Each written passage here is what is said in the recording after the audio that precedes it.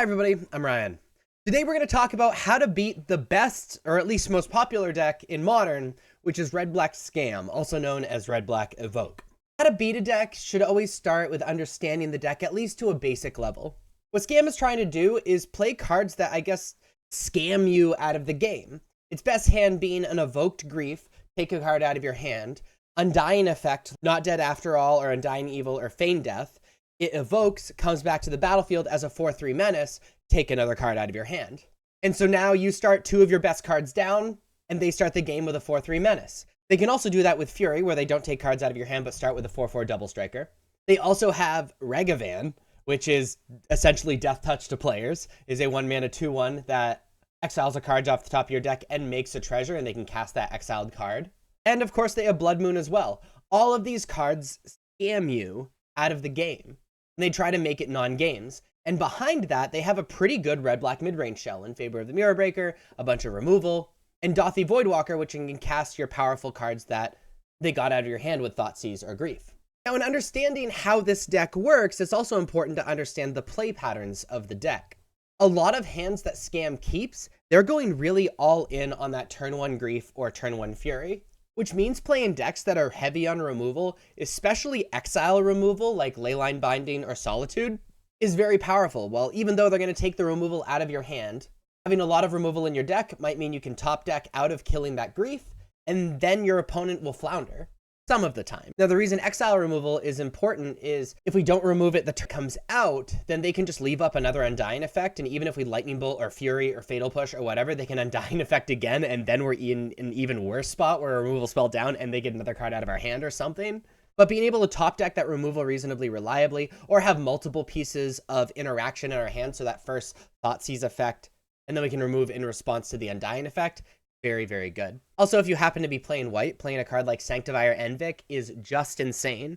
It's a 2-mana double white 2/2 that's protection from black and red, and if a black or red permanent or spell enters the graveyard, then it gets exiled, and when it enters the battlefield, it exiles all black or red cards in both graveyards. So this means they can't scam. This is essentially a card that they cannot remove, unless they're playing a Shieldred's Edict, which is becoming rarer and rarer. It can apply pressure, it can block indefinitely, especially Furies indefinitely, and it is really a huge problem for our opponent.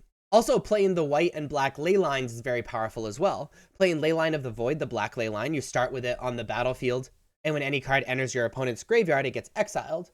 Now what that means is the scam effects do nothing. Normally, they play 6 scam effects, and these are now just dead cards in your opponent's deck. They can't do like the scam play, which is Undying Grief or Undying Fury on you anymore.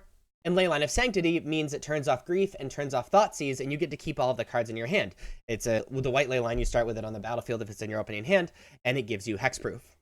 Now, all of these cards are very powerful. The removal, Sanctifier Envic, and the black and white Leylines. But also, it's important to understand and beware of really scary plays. And one of these first plays is about Dauthi Voidwalker.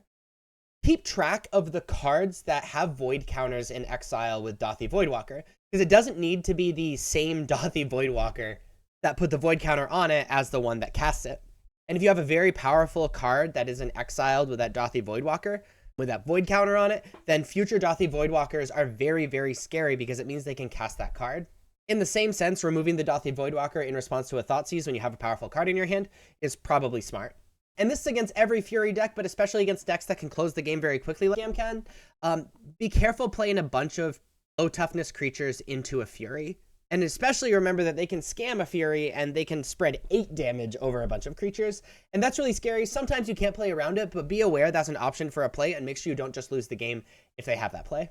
Those are just some tips that I wanted to give you for beating Red-Black Scam. If you like videos like this, please let me know in the comments. Please like and subscribe. Let me know if I missed any great plays or great cards against Red-Black Scam or things to be aware of against Red-Black Scam. Let me know in the comments as well. Maybe I'll do another video if there are enough comments. Please check me out on social medias, on Twitter, on Discord, especially on Patreon, where I post sideboard guides and some other Magic content and stuff. Thank you all so much for watching. I'll see you next time. Bye-bye.